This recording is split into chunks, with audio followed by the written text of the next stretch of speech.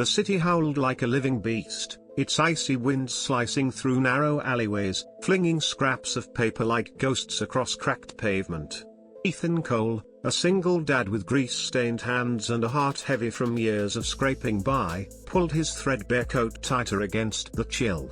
He'd just clocked out from a brutal late shift at the auto shop, his only thought the warmth of his cramped apartment where his 8-year-old daughter, Lily, slept soundly. But then his boots stopped cold. Under the flickering pulse of a broken streetlight, a young woman sat curled against a rusted dumpster, clutching a tattered backpack to her chest like a lifeline. Her lips were tinged blue, her eyes hollowed by hunger and cold, but when she looked up, something in her gaze burned, not for pity, not for coin, but for a flicker of hope, a chance to be seen. Hey, you, wherever you're tuning in from, drop a comment below with your city and smash that subscribe button for more gripping stories on Midnight Tales. Let's dive into this one. Ethan's every instinct screamed to keep walking.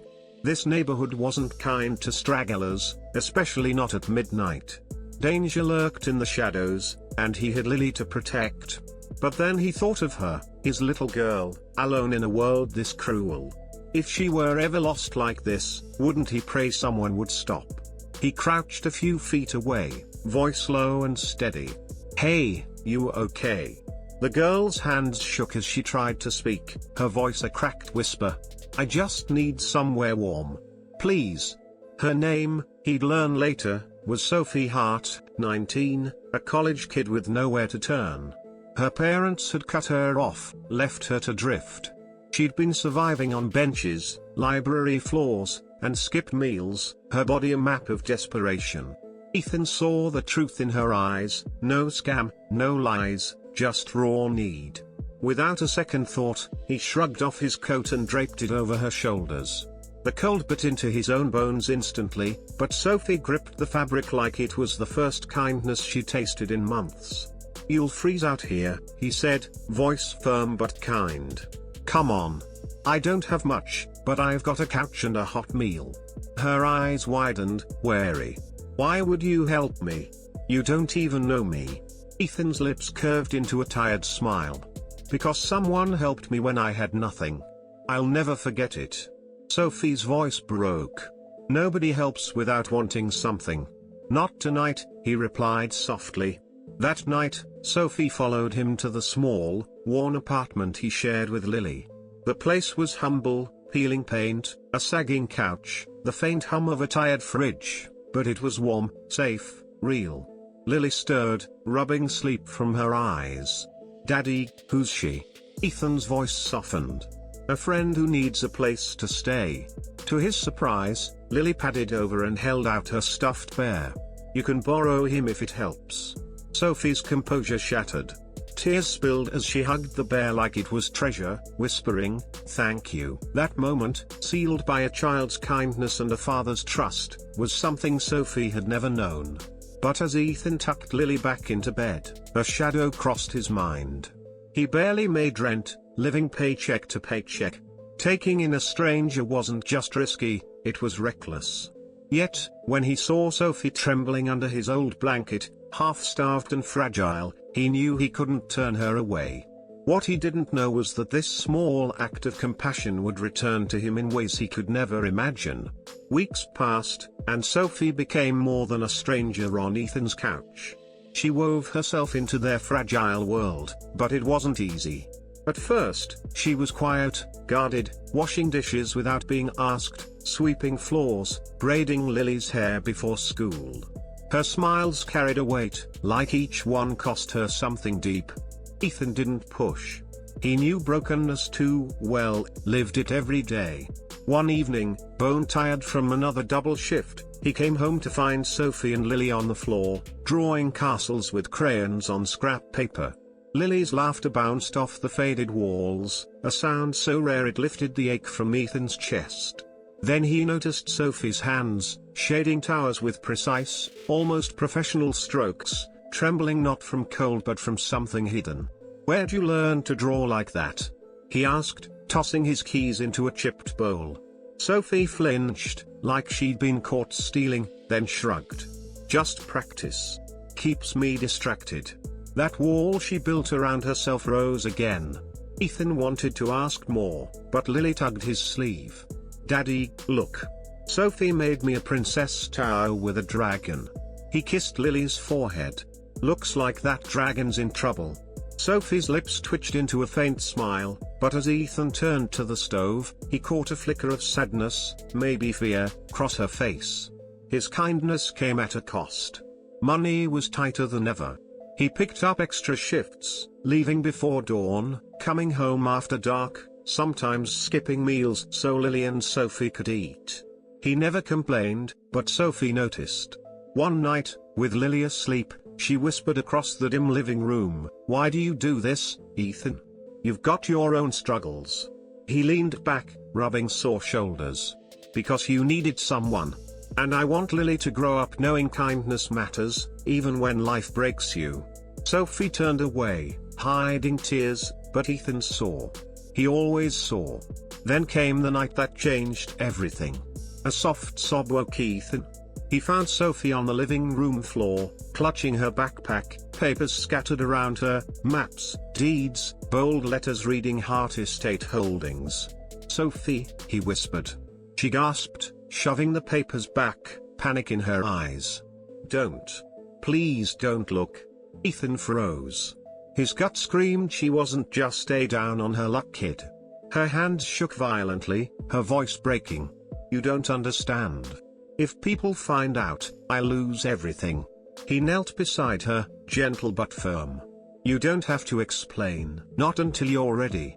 You're safe here." Her body sagged, like she'd been holding her breath for years. Ethan frowned, confused, but nodded.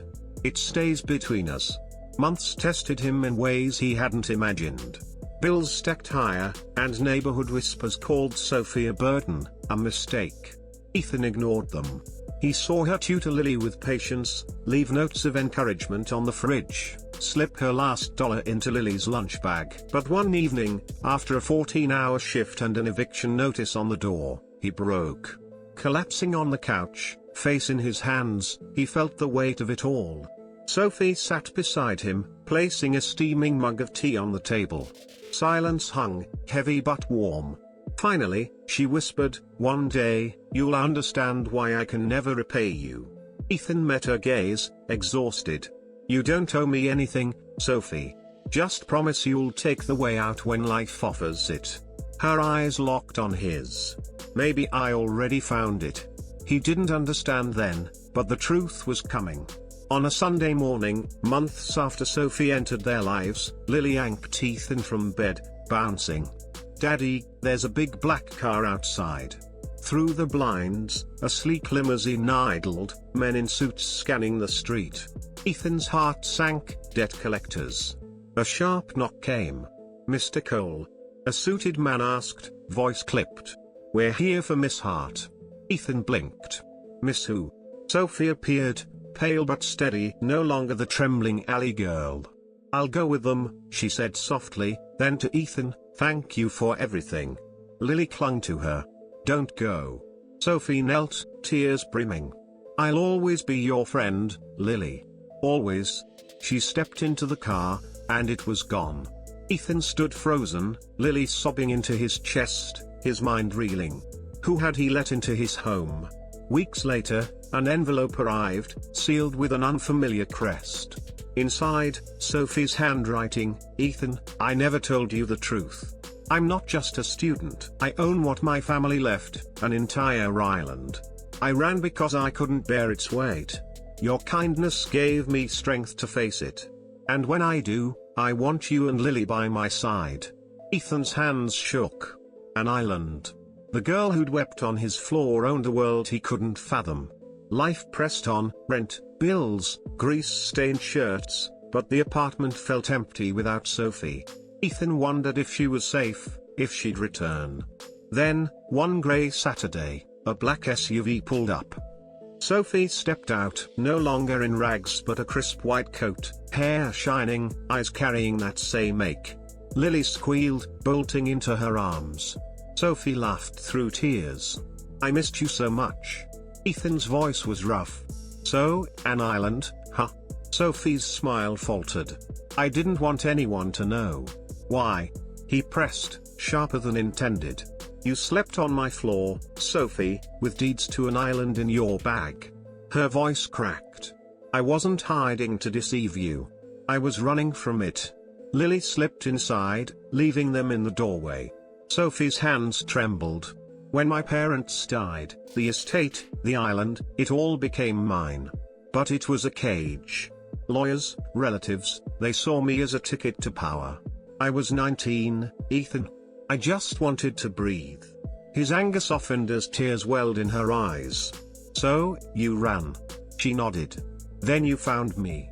You didn't see money, you gave me your coat, your home, your family. I couldn't tell you. I didn't want to lose that. Ethan exhaled, rubbing his neck. So what now? Sophie straightened, voice fierce. Now I face it. Heart Isle isn't just a vacation spot, it's communities, schools, people needing leadership. I'm ready to take it on. Ethan blinked. And you want us there? She stepped closer. You gave me dignity, Ethan. Family. I don't just want you there, I need you. Lily peeked out, clutching her bear. Are we going on an adventure? Ethan pulled her close, voice thick. Yeah, baby. Looks like we are. 2 months later, Ethan stood on a ferry cutting through glittering waters, salt air stinging his skin. Heart Isle loomed, green hills, white villas, a bustling harbor. Lily bounced beside him, Sophie at the railing, hair whipping in the wind. Looks unreal, doesn't it? She said. Ethan nodded. Feels like someone else's story. Sophie turned, eyes fierce. No, it's ours now. We'll write it together. As the ferry docked, a crowd cheered Sophie's return as their heir. She took Ethan's hand, holding it high. That night, by torchlit shores, Sophie danced with Lily, her laughter whole. Ethan watched, feeling something beyond survival, hope. His small act of kindness in a dark alley hadn't just changed Sophie's life. It had rewritten his own. Don't miss the next chapter of this journey. Subscribe to Midnight Tales and share where you're watching from in the comments.